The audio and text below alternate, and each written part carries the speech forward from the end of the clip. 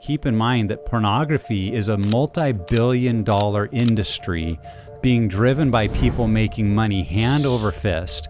And we might see it as a moral problem, but they see it as a moneymaker. 40% of Christian women would say they view pornography. But if you break it down by age groups, for millennial and Gen Z women, it's even higher. It was the same tactic that moneymakers tried when their sales were leveling out with like cigarettes and alcohol, that there was an untapped market in women. And so starting to advertising that it was this liberating thing. It was light the torch of freedom or women's liberation or something, and that was representative of the cigarette. And then sales skyrocketed for women and making them long and skinny and attractive. And then the mommy, culture of rosé wine, like that's all very, very targeted. It's actually a very, very strategic tactic to get you entwined and hooked on it. And that is the exact opposite of being liberated, because now you're hooked on this. And if we're blind to that and we just think, well, all pornography is male-based, like, no, all pornography is money-based. And if they can make money from women, they'll find ways to do it. And so, hello to you, our listener on your radio, your internet, your phone, your computer, however you might be listening. Thank you for tuning in to the Pure Desire podcast, your biblically based and clinically informed approach to healing from betrayal and breaking free from compulsive sexual behavior. I am your host, Nicholas J. Stumbo, and today is episode 386. And here joining me throughout this series on the report Beyond the Porn Phenomenon is my co-host, Ashley Jameson. Ashley, welcome back. Good to see you. Just so happy. I feel like I should say I'm Ashley D.M. Jameson. You got two middle names? I do. I don't think I knew Marley. that. Yes. Was there any particular reason you got two middle names, or my mom is you're just extra special, or that I am special, but my mom is very paranoid, and she thought having two middle names would be more secure. Oh, so that I don't have identity theft. Right, and there'd be less likelihood that you might have another person with the exact same name. Right. So all of us girls, and then I carried on the tradition. All my kids have two middle names. Yeah. Yeah, that's one of the wonders of the modern world. I've looked on like Facebook, are there other Nicholas Stumbos? And there are a couple more. But I, as far as I know, none of us share the middle name. Okay, so far, so good. Your parents did well. Yeah. Well, it's a pretty common middle name. But hey, today we had a great conversation. Someone that we really value, and the way that she speaks very uniquely into women's sexuality. And that is a friend of our ministry and of the show, Crystal Renaud. Ashley, tell our listeners a little bit about today's conversation. I love Crystal, and I don't know if people are watching, they can see me get teary-eyed sometimes when I talk to Crystal, because I do love her heart for women, and I love her candor in how she just constantly weaves in her own experiences and stories, and she's just a wealth of knowledge, just the counselors that she's built up and the summits that she puts on, and just her niche of working with women. I am so excited to highlight that in the Barna report and just in our discussion today of women's struggle. Yeah. And that was one of our goals with the Barna report, was to say this isn't a man's problem. This is a people problem, and women struggle too. And some of the data shows that. It shows the significance of how it can harm women's mental health, their sense of well-being, and just like it can for a man. And so I think today's conversation underscores that so well. So if you're a woman who has struggled, I think you'll be encouraged. Yep. I think you'll find yourself in this story. If you are a woman who hasn't struggled, I hope would give you a lot of compassion and understanding that women around you struggle too, and that that doesn't make them the enemy. It makes them someone that has a story of brokenness and pain, and we talk about that.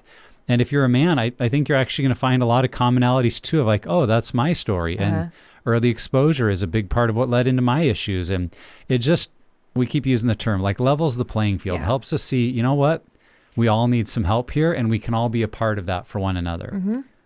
So yeah, Crystal's a lot of fun. A little bit more about Crystal Renaud. She is the CEO and founder of Living on Purpose, as well as the founder and executive director of SheRecovery. With over 15 years of ministry, coaching, and counseling experience, Crystal is regarded as a pioneer and expert in the field of female pornography and sexual addiction. Most recently, she has expanded her work to provide consulting services to churches, counselors, and others to provide recovery for women in their communities. She is the author of several books, including 90 Days to Wholeness and Dating Done Right. She holds a Master of Arts in Pastoral Counseling from Liberty University, and her work has been featured in the New York Times, ABC News, CNN, the 700 Club, and more. And Crystal resides in the Kansas City area with her husband, Tim. And now here is our conversation with Crystal Renaud, part 5 in the series Beyond the Porn Phenomenon. Well, Crystal Renaud, welcome to the program, and thank you for being a part of this special series on the Barna Report Beyond the Porn Phenomenon. And thank you for being a voice and a guest really addressing areas of women's sexuality and that women struggle too. And we're really excited to get your perspective today. So welcome. Thanks, Nick, and hi, Ashley. Thanks for having me. I'm really honored to be with you for this. Mm-hmm. Yes, and we were just so excited to have you included in the report, and we believe in the ministry that you have and the ways that you're helping people and women in particular. I wanted to start by asking you a little bit about early exposure, because that's a great quote that you have in the book is about how, in fact, I'll just say it, your quote was, in early exposure, meaning kids who are exposed to pornography or sexual things at a young age, any faith or lack of faith plays very little role in deterring the behavior. So why is that? Why is early exposure so powerful and damaging, even if a child is growing up with faith or in a faith-filled home? Mm-hmm. Yeah, it was a good question to be asked anyway, from Barna. And I think to look at it from the perspective of being young and being inexperienced with regard to sexuality anyway, your sexual palette is being created through pornography. And so just from that early exposure, your first real conversation very well could be the one you're having with the screen. Yeah. And that does develop your sexual palette going forward in terms of what you find to be normal, what you find to be arousing, what you find to be intriguing. And so it really does, because it's early exposure is at a time when you are underdeveloped mentally, your brain's not fully developed. All of those things combined are really creating that palette and creating kind of the setting the tone for what your future sexual relationships might look like with or without pornography. Mm-hmm.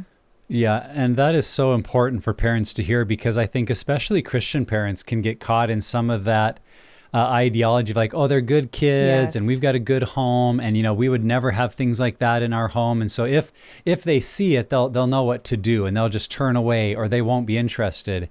And yet what we're really lacking, that's kind of a naive approach, because it's missing how God really made our brains to work. And our brains were designed to be intrigued by the naked human body, to be attracted to sexual things. Now, obviously, in God's good design, that would be as we're preparing for marriage and within things that God has called us to. But those same systems function in the brain. And whether you're a good Christian kid from a good home or an opposite kind of experience, the brain's going to react the same way. And so equipping parents to think through that, if I can't just rely on, well, I take my kids to church every Sunday, to be a deterrent for them being exposed to pornography or sexual things and having them be hooked into that, because their brain is kind of fertile soil for that to happen. Yeah, and if I could just add to that real briefly, my own experience with being exposed to pornography at the age of 10 years old. So I hadn't had the sex talk with my mom at that point that I can remember, at least nothing of much detail. And so for me, my sexual education was pornography. And it was very explicit, graphic pornography. It wasn't just, naked people. These was pictures of intercourse, and it was very graphic. And so it did create, again, the sexual palette. My idea of sex was created around pornography, as opposed to being shared by my Christian mother what sex is supposed to look like in the right context. If you see this in a way that's outside that context, it's wrong. Come tell me. I never had that conversation. And part of that is I'm almost 40 years old, so pornography wasn't supposed to be as easily accessible when I was exposed to it. But at the same time, the importance of those early conversations cannot be understated. Yeah, I was thinking about this too, even just in conversations with my husband, that I have a couple of kids. A couple of my 4 kids are more curious than the others, more sexually curious. And so my daughter doesn't struggle in the same way, where she is the one that comes to say, well, what does this mean? What does this mean? What does this mean? And then I have a couple kids where it's, I may have an idea. I'm giving them information and I have to keep pursuing conversation. And I was telling my husband, there's just a natural curiosity for kids too. And Nick and I have talked about this just as parents to try to help squelch that curiosity so they don't have to go looking. But there's still something in kids that wants to impress other friends, wants to show them like the grossest, the weirdest. Like there's this thing in kids that's natural. I remember opening up encyclopedias and being like, look at this picture. I mean, there's just, sometimes it's not even sexual curiosity as it is much about like the shock factor of being a kid and trying to be the cool kid and show them things. And so just remembering that's not a reflection of how much faith I'm instilling in my children. Like kids are curious and we have to be on top of it and just open to continuing this conversation and realizing that it may be multiple conversations. It may not be just one thing we teach them or bringing them to Sunday school and then they don't ever struggle again. That's not reality. Yeah, I think too, I would just say, our focus in this episode is really to talk about women's sexuality and that women struggle too. And whether it's women or men, I think that early exposure, one of the things that needs to be said is so many of us carried into adulthood shame and blame around that exposure. Like, yeah, I shouldn't have seen that. And that was wrong for me to do that. Or what I did with another kid, that was inappropriate. Like, and part of we need to, and I'm not trying to say blame shift or anything, but also remember, like, you were a child. Yes. Yeah. And as a child, you were naturally curious. And you might not have done that because you were this evil sinner. You might have done that because you were a kid. Yeah. And you should have been protected from that. That shouldn't have even been available to you. And I think sometimes when people get that encouragement, they realize that early exposure, I actually need to grieve, not repent of. Yeah. Yeah. I wasn't doing it because I had a bad little heart. I was just looking and being a friend and stuff happened and I should grieve what was lost in that moment. And so just really good point. Keeping in mind, like, what message do we attach to that early exposure really might be a big part of what has led to struggles later in life. It's a really good point to highlight. That's a really good point. Yeah, absolutely. I can't even add to that. That's well said. Yes. All of us grieve the little child that was exposed too early. Okay. Do you think that young girls are any less likely than young boys to experience early exposure to pornography? I don't think so. I think, especially in this day and age where with technology and carrying around a computer in your pocket, I think porn exposure is equal opportunity. I don't think it really matters if you're a boy or a girl. In my case, mine was a magazine in my brother's bathroom. If I had a sister, would that have happened? I don't know. You know what I mean? Back then. But certainly I had other, like Nick was talking about, other people in my life also began to show me things as I got older that were actually girlfriends and, friends of mine in school. Like, ooh, listen to that. Call this number. It's really funny. Yeah. But they didn't know that I had a pornography addiction by this point. And so now they're exposing me to a sex phone line, and now I get to do that. So there was things that were additionally exposed later on. And so I think that, the question of itself is, are girls any less? I don't think so. I think, in fact, there's research to support that girls are curious about sex, and especially what boys like and what they are interested in. And so girls will seek out pornography as a way to learn. When I was thinking about this question too, and I think the data you might know more, Crystal, that 1 in 5 girls that have been sexually abused by age 18? 1 in 4, I believe. 1 in 4. Yeah. So you think about that. Early exposure isn't always just curiosity or friends at, a friend's house. 25% of girls might say it was something that was done to me. And often there is grooming, there is pornography involved in that, there is seeing and having things done to you that never should have happened, that very much, all the research points to that trauma and that kind of abuse often creates the desire for more. And that's, again, not because you have a bad brain or you're a sinner, but it's because that's a trauma response, that there is some bonding, even in a very negative thing, that says, I actually want to see that again or do that again. And so, again, people can carry all kinds of shame, and boys have been abused too, not to the same percentage as girls. But if that's part of your story, like, you might have begun engaging in things because your brain was traumatized. Yeah. And to just see that of like, oh, that may actually be happening more to young girls than to young boys, and could be the pathway then into their ways of acting out sexually. Mm-hmm. Yeah.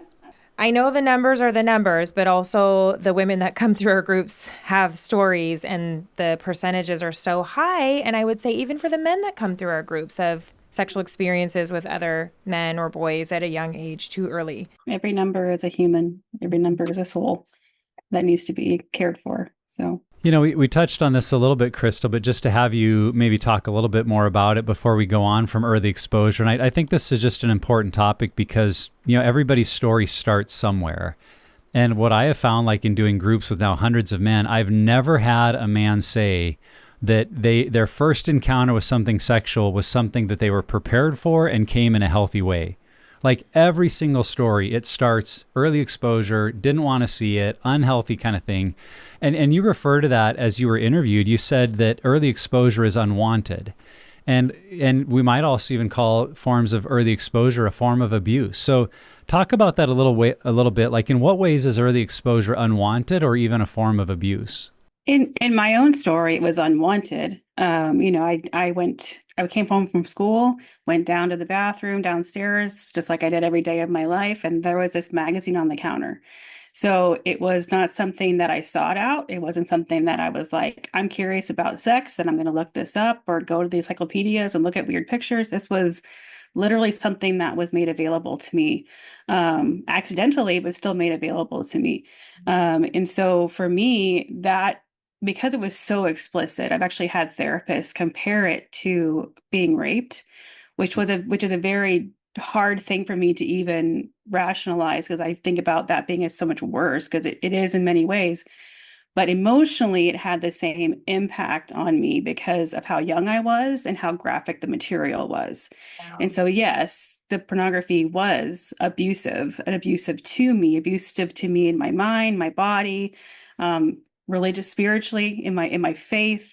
And so I would say, talking about early exposure, from our own survey we did last year, I want to say it was 80% of those who took the survey were exposed to porn before the age of 18. And so we're talking about before your brains develop, before you can make good judgment decisions, you're being exposed to pornography.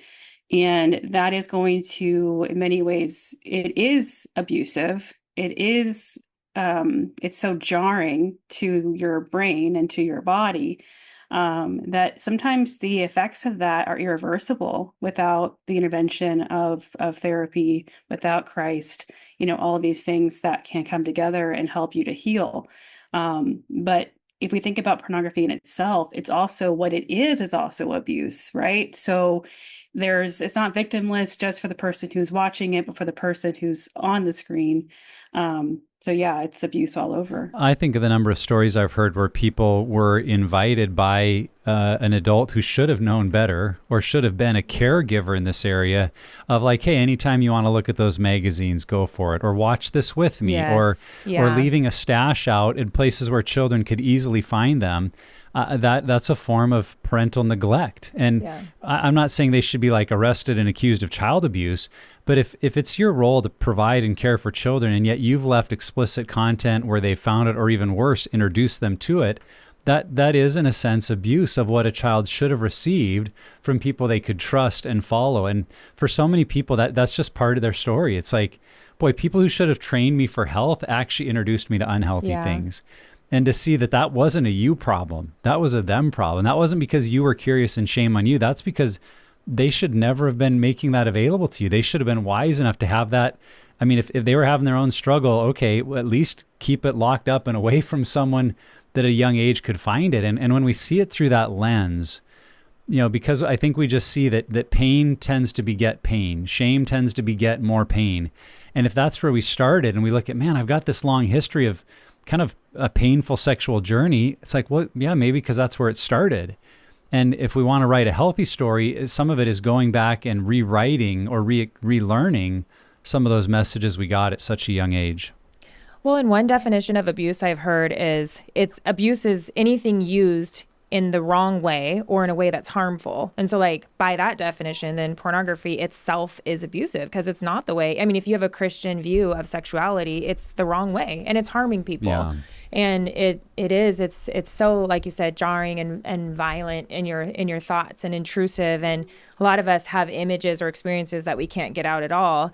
And then to go back to what Nick said just about grieving that first experience, I remember going through weeks of, when I was going through my pure desire work, of just like grieving the childhood, that there wasn't those normal protections. And we know as parents, we can't protect our kids from everything. There are accidents that happened, and my kids have experienced things right under my nose, but that we do our best to try to keep our kids from being exposed to things that we know are harmful. So hopefully even this study will just raise awareness in that way. And in my case, just in case my mom's listening, this is this was my brother's magazine in his bathroom. So it wasn't something my parents had laid out or had available to me. In fact, my parents did what a lot of Christian parents do. They think they did enough Yeah. with regard to filtering and telling you what, not to watch these movies in this cabinet or whatever it might have been. And my brother, who was 5 years older than me, had brought it into the home. And so they had no idea that had been brought into the home. How did he get it at 15? He wasn't old enough to purchase it. So it's like, how did he have it? So again, he was too young to have it. He was also a victim of abuse from having that early exposure. And that's something for me to think about too. I used to blame him, like, why'd you have this in the house? Like, how did it make, why'd you make it available to me to where I could have been exposed and it wrecked my life and blah, blah, blah. But then think about it in terms of, he was 15. He also shouldn't have had it. He also was a victim. And I don't know how long he struggled, but I'm certain it was up for a while too. Hopefully he's not now, but it's just thinking about it in those terms as well. But my brother was also a victim of those circumstances, and he shouldn't have had it to begin with. And Yeah. holding the tension, Crystal, I know your arena is women, and that's mine too here at Pure Desire. But the three of us here, we went through all that, but we're able now to help hundreds and thousands of people with our story. And so for those who are listening and have that sadness or that grief, or why did this have to happen? Like, we do need to grieve that and get through it, but there is also so much hope. And then using what we went through to help others. And so I can hold like, oh, I had no parental guidance and God is using me and thought I was strong enough to go help others. And that it's okay to have both those feelings at the same time. It is absolutely, and I find it. I do say I wouldn't do it over again. I feel like, because of what God's allowed to have happen through my story and to help other women, like, it was worth that experience, but it's also worth the experience to make sure that this doesn't happen to more women. Yes, exactly. Well said. Okay, you're quoted. The church has treated women's sexual needs as an afterthought. Talk about that a little bit. And in what ways are women's sexual needs treated as an afterthought? And that's a blanket statement, and it's kind of a rough one. I'm not trying to make fun of the church or be mean to the church, but I love the church, the Big C church. But I think at the same time, depending on what church culture you grew up in, you probably weren't hearing a lot of sermons talking about men to be responsible for the sexual needs of your wives. You heard a lot of the other, where women, you are responsible for the sexual needs of your husbands, and yet both those statements come from the same verse, and yet we are ignoring one of them. In fact, the one about the husbands taking care of women is actually first, and then it followed by the husbands or wives are responsible for the sexual needs of their husbands. That's 1 Corinthians 7. That's Paul talking to the church about what we're supposed to be doing as husbands and wives sexually. I grew up Baptist, if that tells you anything about my sexual upbringing, in terms of that. But, so hearing sermons about that women have sexual needs, that women have a desire for sexual pleasure, is almost completely ignored in many church circles. And so, and we put so much emphasis on gratifying men, making sure men are taken care of sexually, when in reality, women have probably just as much in terms of sexual desire and want as men do.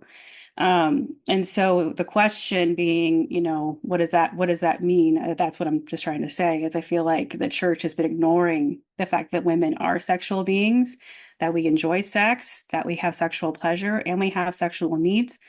And so, yeah. What's the rest of your question on that one? Sorry, I feel like I'm rambling. Yeah, I think you covered it, and we do get the message that men are sexual and women are emotional, and so men, you meet your wife's emotional needs, and she'll meet your physical needs, which is actually, I think, kind of a put down to both genders, because men also have emotional needs, and many men in the church have not been taught that you're also an emotional being, and you need connection and intimacy that goes beyond sex. You need to be seen and known and loved, and maybe our culture hasn't let men really see that part of being a man. And at the same time, women have sexual needs, and we've got to allow that people are whole beings. They have different dynamics to their personality, and if we only say that, well, men need this and women need that, it's really kind of reducing them to something far less than God created and designed them to be. And I believe it would be a valuable question to ask married men, like, what are your wife's sexual needs? What does she need from you? And if he says, oh, I don't know, it's like, well, go find out. You're her husband, and you are the only man that God has provided to meet her sexual needs. Have you ever thought of that? Like, and if you don't even know what they are, how adequate or equipped will you be to meet them? And I've just found that, I mean, even in my story, like prior to Pure Desire, I didn't really think about that. You were just, taught that sex is for marriage, and let's try to have sex regularly. And, it was good for me and seemed okay for her. It's like, well, we're doing it. And hadn't really thought, like, you know what, there's things my wife would enjoy or appreciate or like if I even took the time to ask and figure out, what are your needs? What are your desires? What are your wants? And I believe that is the teaching of First Corinthians. Is it's my role as the husband to put that first and say, man, I want to find out what she needs.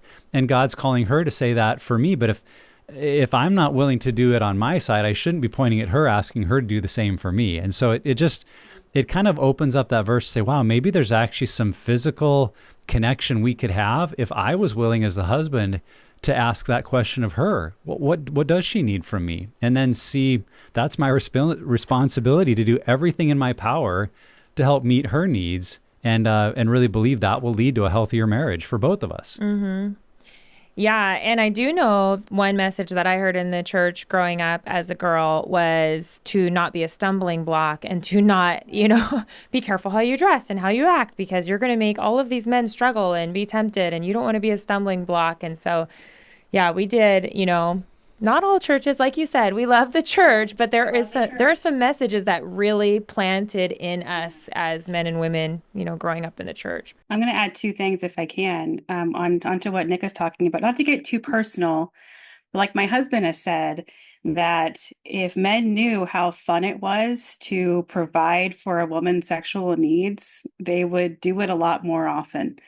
And so again, talking about just asking her, what do you like? What do you not like? How can I help fulfill your sexual desire and sexual needs? And then, as you're saying, Ashley, and just to add to that, I remember being in youth group, being a porn addict, and as a teenage girl at youth group, and having, the Wednesday night where they split the guys up into their own group and girls into their own group, and the guys are talking about pornography and lust, and girls are talking about modesty and how to dress. And I remember being like, can I go in the other room and have that conversation? Because I didn't feel safe to bring that up in that space either, because they made it to where girls don't struggle with that. So it was very much like, there's something wrong with me. I'm more like a guy. And that, I'm some abnormal girl who's a big old sinner who clearly is like just off the deep, probably needs to go to an insane asylum.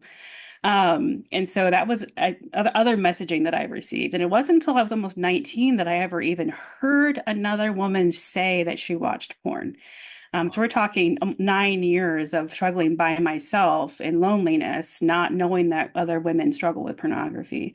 And it wasn't from the pulpit that I heard this woman speak. This was a one-on-one conversation. I met with this woman at church, and she shared her testimony with me. And so, yeah, the messaging must do better in terms of the church's role in all of this, for sure, which is why I'm glad this new report is available. Yeah. Well, yeah, so glad for those ideas. And I think you're right. We've not taken seriously that women are sexual beings. And the next question is along those lines. The report found that 40% of Christian women would say they view pornography, that to some degree, that is a part of their experience. But if you break it down by age groups, for millennial and Gen Z women, it's even higher. That millennial women, it was 62%, and Gen Z women, it was 64%. And I think a lot of people will be surprised by that percentage of women are viewing pornography. So I'm curious, does it surprise you at all? And would you talk a little bit about why do women struggle with porn? Like for those that are really surprised, that are maybe stuck in well, I thought porn was a men's problem. Like just talk through, like, why do women struggle with pornography? Well, I'm not surprised by the data.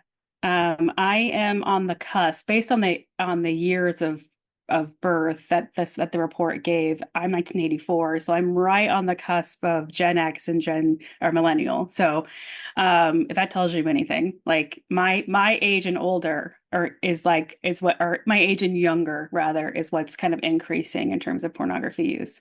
But I also wonder too about the boomers and the Gen X's, just in terms of their willingness to admit it still a little bit. Just because I know my mom's generation, she read romance novels, and it wasn't until she was in her 60s that she began to admit that. Yeah. And started working with me at SheRecovery. And so there's still a lot of shame wrapped up in all this in women for sure. But why do women use pornography? Well, something else from that survey, actually, I kind of saved it so I could talk about it. Part of that Barna report was reasons for using pornography. They asked US adults, men and women, broke it up, and the number one reason was for personal arousal. Women at 54% and men at 58%. We are sexual beings and we use pornography for sexual purposes. Yeah. I think that's pretty much like the easy answer there, is that we are sexual beings and pornography doesn't discriminate against gender. And so it shouldn't excite me to see these stats like that, but it kind of does, because it's like, I've been talking about this for 15 years, that women use pornography and that they use it for sexual purposes. And it's not all because a partner wanted them to, or because they were coerced, or any of these things. It could have began that way potentially, but it ultimately becomes something they're using for coping, using for personal arousal, using it because it's fun or curious, or to get tips and tricks on sex, whatever it might be. But I don't think the reasons they use it are so much different than men. Mm-hmm. Yeah. And just like men, as you pointed out, I mean, our men, usually their first exposure, like Nick said too, is an unintentional, unwanted exposure at a young age. And same thing with women. But like you're saying, that doesn't necessarily mean that's not why they're continuing to go through it. Because I hear early exposure, like your story. I can't even remember my first exposure. It just feels like I was just always exposed to everything growing up. But then I hear betrayed spouses say they went into it to see what was more appealing than them, and then they got hooked into it. So now I'm having my betrayed women then needing to go through our unraveled groups because now they're hooked on it. And so it's the same situation for women, maybe unintentional, but becomes a hook. Well, and it levels the playing field in some ways. And that was one of our goals with the report, was we wanted people to stop thinking this as a men's issue. We wanted them to think of this as a people problem, as an issue that our society is facing. And in addition to that, we've talked about it in a couple of these interviews. Sometimes we view pornography as kind of like this benign thing that's out there and we can choose to access or not.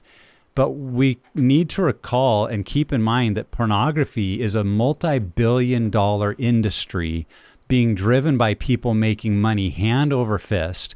And we might see it as a moral problem, but they see it as a moneymaker. And they've looked at the market and said, you know what, we've done pretty well with the male market. We've kind of tapped out the customer base. What about the female market? And so a multi-billion-dollar industry is smart enough to say, if we're only appealing to half the population, we're losing half our customers. And they are designing pornography and marketing pornography in ways that appeals more to women because they want to make more money by having more customers. And if we're blind to that and we just think, well, all pornography is male-based, like, no, all pornography is money-based. Yeah. And if they can make money from women, they'll find ways to do it. And so women are susceptible, men are susceptible, and that means women need help, men need help, and we've got to help our people, not just one subset of our people, because pornography is certainly not viewing it as just one subset. It's such a good point, too, because, it was the same tactic that moneymakers tried when their sales were leveling out with like cigarettes and alcohol that there was an untapped market in women. And so starting to advertising that it was this liberating thing. It was, I think there was an ad that was like light the torch of freedom or women's liberation or something, and that was representative of the cigarette. And then sales skyrocketed for women and making them long and skinny and attractive, and then the mommy culture of rosé wine, like that's all very, very targeted. And so even just if you are one that's like women should be more sexually liberated, it's actually a very, very strategic tactic to get you entwined and hooked on it. And that is the exact opposite of being liberated, because now you're hooked on this. That was a tactic to get you. So, yeah. Well, the report states that the number one way that women are learning about sex is through a friend. And the number two is through TV, percentages being 34 and 25%. So are these sources of information problematic? Friend, TV? Yeah. And so that makes me wonder too, going back to the sex conversations that you're growing up, especially for millennials or younger, are parents doing enough to talk to their kids about sex in terms of the mechanics, how it works, all of those things? But then also, how is pornography as a part of that equation, teaching them about sex? The friends thing is interesting to me, because it's almost like you're asking your friend because maybe they had more experience than you, and so you're learning about sex through their experiences, which again is not a very good source of information in terms of what is healthy sexuality, what is biblical sexuality, what is the right and wrongs of sex, in terms of it being consensual and mutual and all of these things that you're hoping to experience. And so it was friends and then TV. Is that what you said? Friends and television? Also not a good idea. I'm thinking about what you learn. How would you even learn about sex from television? You're talking about like Bridgerton, because if that's the case, that's basically pornography. So that's probably not a good source either. Yeah. Well, and as you're talking, Crystal, it makes me think, going back to our conversation about early exposure, when we're learning from friends, it's usually in those younger years where we're a teenager, and our other teenage friends are talking about it. Well, where did they learn from? Probably their own early exposure, and not from reliable sources. They saw a friend's Playboy or porn movie or heard someone using explicit talk, and now we're hearing about. So we're all kind of growing up in this environment where we're learning from one another, but we're all learning from early exposure to pornography or abuse or sexual content. Yeah. And it just, I think in all of these equations, one of the things we're trying to come back to say there is a silver lining here. And one of the silver linings, it would be very different if a majority of people said, hey, I learned about sex from my parents and I still made very unhealthy choices. Then we'd be like, man, what are we going to do? But what we're seeing is like almost no one says, my parents in church were a great place where I learned about sex. So the silver lining is, what if we could change that? What if 10 years from now, kids said, oh, I learned about sex from my parents. I learned about sex because of a really cool course my church offered that was very age appropriate, helped us think biblically. Like that would be incredible. And so when we see the things that are not good, I think we should see opportunities to say, hey, what if that answer started to change? Would it not only help those kids, but would it change people's answers over the trajectory of their life? Because some of the foundational pieces were different. One can hope, for sure. Yeah. Yeah, we can help and act like and we right here at this table can help. And so that's what I was writing down. I'm like, if you are the adult who didn't get the proper information and you're like, where do I start having healthy conversations? SheRecovery, our podcast, Unfiltered, Real Talk About Sex and Love. And Sheila Ray Gregoire has great sources on her bare marriage, like the honeymoon course, the orgasm course. There are Christian people that will help you navigate this, or even just start familiarizing yourselves with the conversation. I know some of the women in my Unraveled groups are like joining it, and they're afraid to say masturbation. It's like, oh, we're going to use all the words in this group. Yeah, you probably experienced the M word, and it's like, no, we're going to say the whole word. And then by the end, they're just talking about it in a healthy way. And so there are places to even start if you're 20, 30, 70. There are good, healthy, trusted places that you can start having these conversations. That's right. So, Crystal, one of the things that came out in the report as well is that across the board, and I think if people look at this graphic, it's like, wow, The more porn someone reports watching, the more unhealthy they report their mental health. And of course, in stats, it's hard to know, is that causation or correlation? Like, do they watch porn because their mental health is unhealthy, or are they unhealthy because they watch the porn? But I think either way, the question is they're connected. It shows a connection between our mental health and how we're using pornography. And so how do you see this playing out for women in particular who are struggling with pornography? What impact do you see it having on women's mental health? Yeah, I think causality does matter a lot. I'll speak from my own experience too. So I was being exposed at 10 years old, feeling very isolated, feeling very alone in that, and not knowing where to take that. Becoming a Christian at 15, compounding all of those guilt feelings with now I have shame feelings with regard to my faith because I can't seem to stop, even though I've been saved by the blood of the Lamb. And you're told that all your sins should be washed away and that you should be fine and forgiven. And you are fine and forgiven, but you're not whole and healthy. There's a difference. And so for me, there was a lot of shame. And I think shame really does wreak havoc on the body, but it wreaks havoc on the mind. And for me personally, I really suffered with depression. I suffered with anxiety over just the feeling, just all the shame and feeling like I couldn't get over it. And that anxiety manifested itself in many different ways in my life, socially. Even driving a car was difficult for me. Like, just the anxiety was so strong in my life, and the depression was so intense. I had suicidal ideation. It was very dark. So talking about in terms of causality, there could be some that would say that it was because of the pornography that isolated me and created so much shame. It's what caused those things. Some of those things can also be genetic and hereditary. My mom and grandmother and so on and so on and so on also struggle with depression. But there's usually, I would say there's not always a causality to depression, but there usually is triggers to depression and things that happen that cause a depression to manifest itself. And with women that we work with, we do see that a lot. We offer trauma counseling because of the need to deal with the why under the behavior. And some coming out of that, you're going to see sexual abuse history, you're going to see physical abuse history, parental neglect, and other things that are coming out and we're using pornography as a coping mechanism for. But then at the same time, all of those things also can cause depression and anxiety and other mental health issues. And so again, can we look at causality? Sure, but I think also that its impact on mental health is large because you're using it for coping. So are using it as a coping mechanism, using it for comfort, using it for sexual gratification, which then of course boosts your oxytocin, your dopamine, your endorphins that cause that temporary euphoria. And then you find yourself back in that despair cycle where you're struggling again. So certainly I see mental health issues in women that we're working with.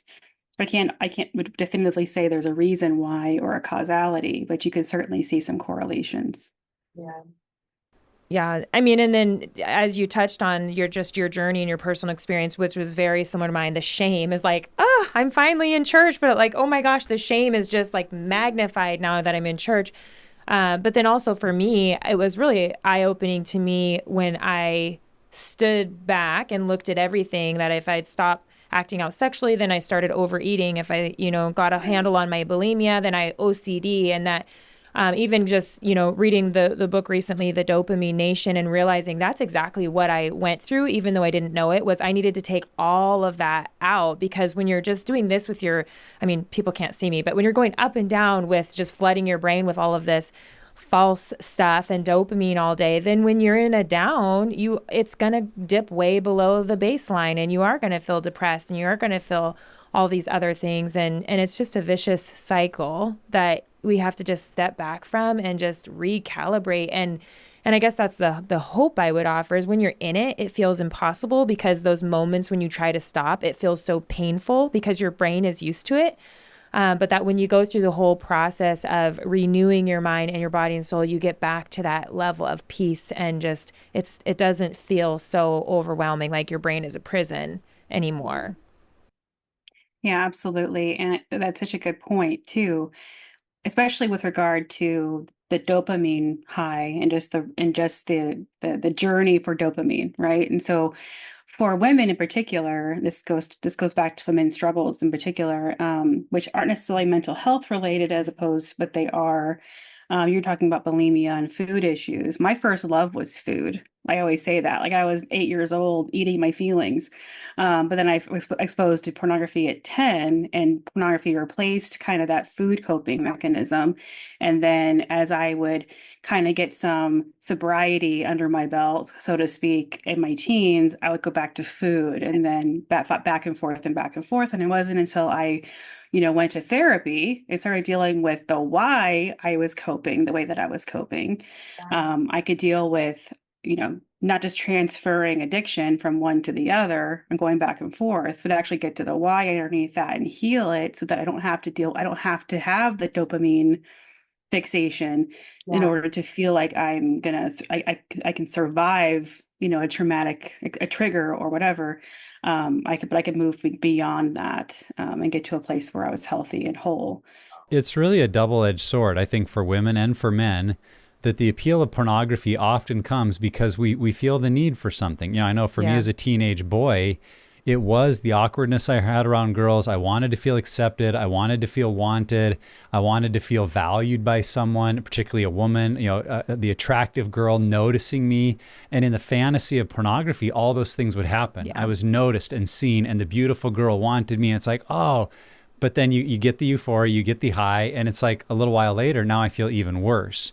Because now I've done something I feel shameful about, and now I'm back remembering like no one in real life wants me, sees me, and if they knew what I was doing, they would even more so not want me, not see me, not value me. And so you're kind of stuck in this spiral. The thing you're looking for is what takes you to porn, and it just causes you even more of what now you feel like you need. And I think women and men, that impacts the mental health side, because it's kind of like, to go to your food issues as well, I'm using junk food to try to get healthier.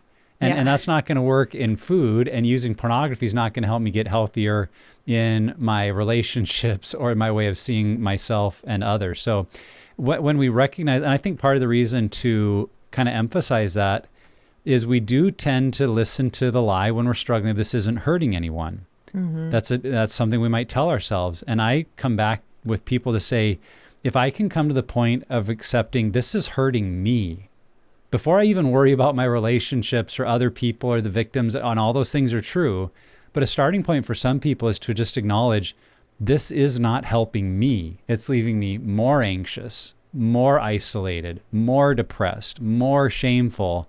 It is hurting someone. Right. Okay, well, maybe I better find a way to deal with it because I see the pain that it's causing. Mm-hmm. Whether you can acknowledge it's hurting other people in terms of a human trafficking issue or whatever, if you can come to the understanding that it's hurting you, and that what's happening inside your body and your mind, and the reason you're having to cope is because you keep going back to this thing. We call that rock bottom, hopefully, getting to that place where you're like coming to the end of yourself and say, look at yourself and look at where you've come from. Look where you started and look where you are today. Are you happier now than when you were first exposed? Mm-hmm. And the question is going to be absolutely not, especially in the aftermath of acting out, where your despair is back and you are just sitting with yourself and your feelings. You realize how dark of a place that you've gotten to, and that you need help. That is that whole needing to surrender to the fact that you become powerless. And that you need help and you can't do it by yourself. Yeah. And that's the perfect lead in to what would you say to the woman who is having trouble managing her sexual desires in a healthy way? Tell someone. Yeah. I think for me, that was really the first step toward getting free, was being able to say me too to somebody who shared their story with me. And we may not all get that opportunity to say me too, because that's a gift to be given when someone shares their story with you first and you can say me too. But there are so many more resources today than there were when I was entering recovery. Just a quick Google search and you'll find honestly dozens of them now for women in some form or fashion, whether they're blogs or groups or whatever, Pure Desires groups, Unfiltered podcasts, SheRecovery, Bethesda workshops. There's all kinds of places for you to get help and support.